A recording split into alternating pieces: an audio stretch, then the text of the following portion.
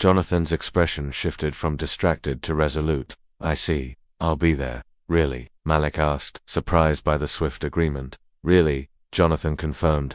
It's time I met your teacher. Later, Malik overheard Jonathan on a call mentioning Jefferson Academy and security protocols. The black SUV was back outside, but now it felt protective, not menacing. The week crawled by, Ms. Anderson's smug glances fueling Malik's anxiety. On Thursday, Ethan whispered, "She thinks your dad won't show." "He will," Malik said, hoping he was right. Friday morning, Jonathan dressed in a sharp suit, his Pentagon badge clipped to his lapel. He checked his watch obsessively, his phone buzzing with a brief call, ETA 20 minutes. At school, 3 black SUVs parked across the street caught Malik's eye. "Dad, who are those men?" "Support," Jonathan said cryptically. Leading him inside, the secretary faltered at Jonathan's badge. "Mr. Carter, lovely to have you."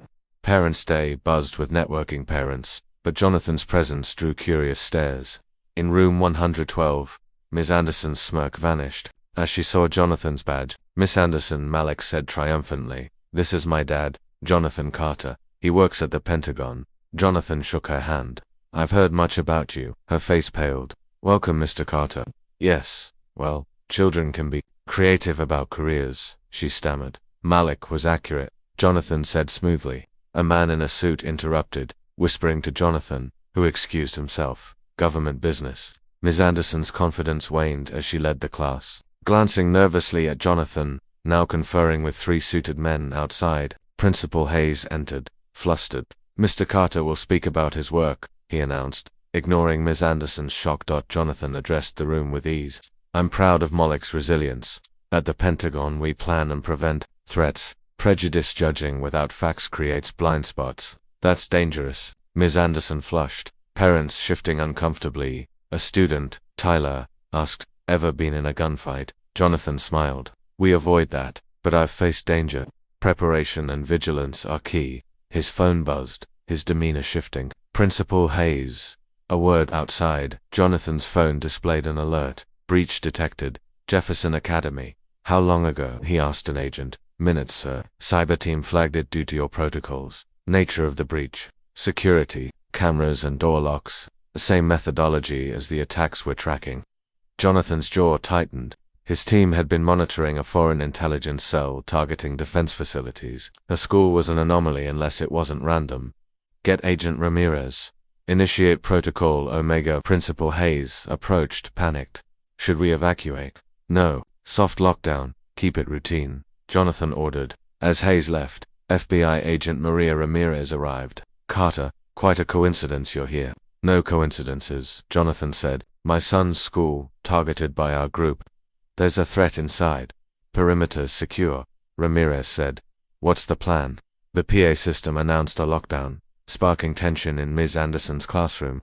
Jonathan entered, calming the chaos. Standard precaution. Stay calm, lock doors, close blinds. Tyler's father, Mr. Whitman, accused. "Is this your fault?" Ms. Anderson surprisingly defended Jonathan. "He's ensuring our safety." Jonathan knelt by Malik and Ethan helped keep everyone calm. His phone buzzed. "Suspicious package in basement." "Stay here," he told Malik, stepping out. In the basement, Ramirez showed him a backpack with visible wires. "Not a bomb," Jonathan said. "Military-grade surveillance. They've been inside." Another alert. Facial recognition match. Operative in maintenance staff. East Wing. The server room, Jonathan realized. They're after student data or someone. As they rushed to the West Wing, where classrooms were, they spotted a maintenance worker tampering with room 112's keycard reader. "FBI, don't move," Ramirez shouted. The man bolted, Jonathan in pursuit. The chase ended in the cafeteria, where the operative, knife in hand, taunted, "You shouldn't have sent your son here, Carter. So much valuable data." FBI agents cornered him, Jonathan disarming him with trained precision. "Wrong school," he said coldly. Back at room 112, Ramirez reported, movement in air ducts near the office, unauthorized radio chatter. Jonathan's blood ran cold. This isn't surveillance, it's an extraction. A muffled explosion triggered fire alarms, sparking panic. Jonathan organized an evacuation, keeping Malik and Ethan close. In the hallway, another operative pulled a remote, cutting power. Emergency lights cast a red glow as FBI agents subdued him. Outside, the school grounds swarmed with police and FBI. Ramirez confirmed. 2 operatives in custody, 1 unaccounted for. Surveillance in 3 classrooms, including Anderson's. Miss Anderson gasped. Why my room? We'll find out, Jonathan said. He turned to Malik. This is why I couldn't attend events. I'm sorry, Malik nodded, understanding dawning. An FBI team carried out a bag. Data mining package, Jonathan said. They used school devices to access officials' home networks. Ms. Anderson approached Malik. I owe you an apology.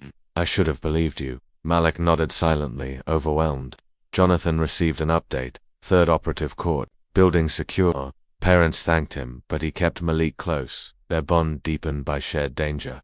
That evening, in Jefferson's library, Ramirez briefed Jonathan. The equipment's tied to the Corey Group, a cyber-espionage collective. They targeted 8 students, including Malik, whose parents are in national security. Jonathan's anger flared. They planned abductions for leverage. A hidden compartment in a janitor's cart revealed sedatives and restraints. The manicured lawns of Jefferson Academy, a bastion of privilege in Washington, D.C., whispered exclusivity. Its iron gates and brick facade housed the children of senators, CEOs, and diplomats. For 10-year-old Malik Carter, however, the school was a daily gauntlet of subtle slights and unspoken doubts. As a black student in a sea of wealth, he learned early to wear 2 faces, one for his parents, confident and proud, and another for school, cautious and guarded. Malik adjusted his tie. In the mirror, the navy fabric constricting his neck. Malik, breakfast. His father, Jonathan Carter, called from downstairs. Coming, Dad, Malik replied.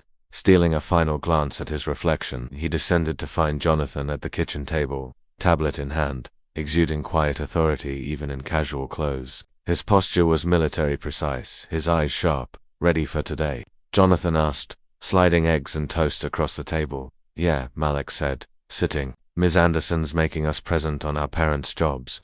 I'm talking about your work at the Pentagon. Jonathan's eyebrow arched. Is that so? Just remember what I say. Some things are safer left unsaid, Malik finished, grinning. I know, Dad. Smart boy, Jonathan said, ruffling Malik's hair. Eat up, we leave in 10. Jefferson Academy's halls buzzed with the children of power. Malik stepped out of his father's modest sedan, dwarfed by a parade of luxury cars. He waved goodbye, steeling himself for the day. Inside, his friend, Ethan Williams, a red-headed boy from a working-class family, jogged up, ready for Ms. Anderson's class. Malik shrugged. Guess so. You presenting? Yeah, but it's boring. Dad's still at the factory, Ethan said, his smile fading. They entered Ms. Anderson's classroom, a pristine space led by a teacher whose elegance masked a steely edge. At 45 she was a Jefferson legend, having taught the offspring of presidents. Her honey-blonde hair was immaculate, her tone warm but laced with condescension. Good morning, class, she announced. I trust you're prepared for your presentations. Her gaze lingered on Malik and Ethan, her expectations visibly lower. We'll go alphabetically. Carter, you're first. Malik's stomach lurched. He hadn't expected to lead. Standing before 24 classmates, he began, My name's Malik Carter. My dad, Jonathan, works at the Pentagon. A snicker erupted from Tyler Whitman, a smug blonde whose father owned half of Northern Virginia's real estate. The laughter spread, unchecked by Ms. Anderson, whose lips curled into a smirk. The Pentagon, really, Malik? Yes, ma'am, Malik said, confused. He's been there 8 years. Oh my, Ms. Anderson said, her voice dripping with mockery. And what does he do? Is he the president, too? She winked at the class, igniting more giggles. Malik's cheeks burned. No, ma'am, security operations. I'm sure he does, she interrupted. Next time, stick to the truth. Sit down. Malik returned to his seat, legs heavy. Tyler whispered, Pentagon. Probably the janitor. Ethan's hand shot. UP, Ms. Anderson. Malik's not lying. I've seen his dad's badge. Her smile tightened. That's enough, Ethan, unless you want detention. Ethan fell silent, shooting Malik an apologetic glance. The day dragged Malik's humiliation, a constant weight. When Jonathan picked him up, one look at his son's face told him everything. Rough day. Malik stared out the window. I told them you work at the Pentagon. They laughed. Ms. Anderson called me a liar. Jonathan's grip on the steering wheel tightened, but his voice stayed calm. I see. She made me look stupid, Malik said, voice cracking. Why don't you ever come to school events? Then they'd believe me. You know why, Malik? My schedule's unpredictable, Jonathan said, pulling into their driveway. People doubt what they don't understand. Sometimes, that's an advantage. How's being called a liar an advantage? Malik snapped. Jonathan's phone buzzed, his expression hardening as he glanced at it. I need to take this. Go inside. Start your homework. Malik trudged indoors, catching his father's urgent gestures through the window as he spoke into the phone that night. Unable to sleep, Malik crept downstairs for water. Outside, a black SUV idled across the street, its engine humming. A man in a dark suit stepped out, spoke into a wrist radio, and scanned the area before returning to the vehicle. Heart racing, Malik knocked on his father's door. Dad, a car outside. Someone's watching us. Jonathan, still awake, peered out the window, his face unreadable. Don't worry, go back to bed. But who are they? Malik pressed. Some things are safer if you don't know, Jonathan said firmly. Trust me. The next morning, a note from Jonathan awaited Malik. Had to leave early. Mrs. Thompson's driving you. Have a good day, Dad. Their neighbor, a chatty elderly woman, dropped him off at school, hinting at Jonathan's importance. Your father works too hard. The country needs men like him. Malik perked up. You know what he does. I've lived next door 6 years. Child. I notice things, she said, CRYPTICALLY. At school. Ms. Anderson continued her subtle jabs. During a lesson on DC landmarks, she called on Malik. Since your father supposedly works at the Pentagon, tell us something unique about it. Prepared. After a night of research, Malik answered, it has twice as many bathrooms as needed because it was built during segregation. They kept them after. Her smirk faltered. Correct, but irrelevant. And there's a hot dog stand in the courtyard the Soviets thought was a bunker entrance during the Cold War, Malik added. A few students laughed, not mockingly but amused. Ms. Anderson's lips thinned. That's enough. After class, she pulled Malik aside. I understand you're embellishing to impress, but these Pentagon stories are disruptive. If your father works there, bring him to Parents' Day next week. The challenge was clear. She expected him to back down. Malik met her gaze. Fine, he'll come. That evening Malik approached Jonathan, who was frowning at his laptop. Dad, Parents' Day is next Friday. I need you to come. Ms. Anderson dared me. Ramirez showed security footage of an operative grabbing Malik, proving he was a specific target. They watched your home too. That SUV wasn't ours. Jonathan's mind raced. A photo found in the operative's locker of Jonathan in Syria 5 years ago suggested a personal vendetta. Keep this quiet, he told Ramirez. I need to check my house. At home, agents found 3 listening devices. Jonathan sat by Malik's bed. I'm sorry I kept secrets. I thought it protected you. I get it now, Malik said. No more secrets. About the important things. Jonathan promised. Dawn brought chaos. At 5:30 a.m., Ramirez called. Anton Volk, a Corey operative, is in the US. He wanted Malik to force you to hand over Blackfish files. Jonathan's heart sank. Blackfish was a classified mission that dismantled Volk's network. He's nearby, he said. Use me as bait. As he checked on Malik, a red dot danced across the kitchen wall. Jonathan tackled an agent as a sniper's bullet shattered the window. Gunfire erupted, a diversion.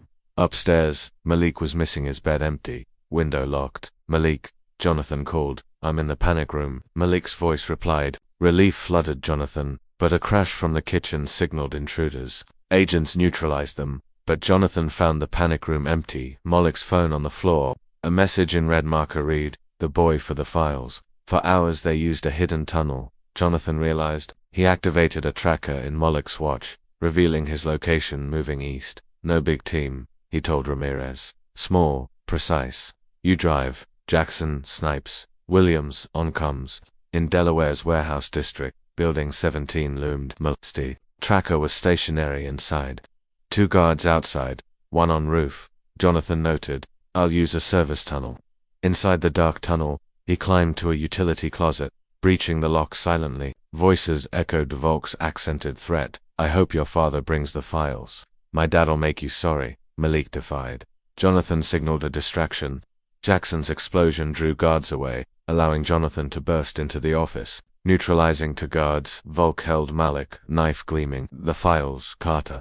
Jonathan kept him talking as Ramirez approached. Malik, reading his father's nod, elbowed Volk and dropped. Jonathan shot Volk's shoulder, Ramirez securing him.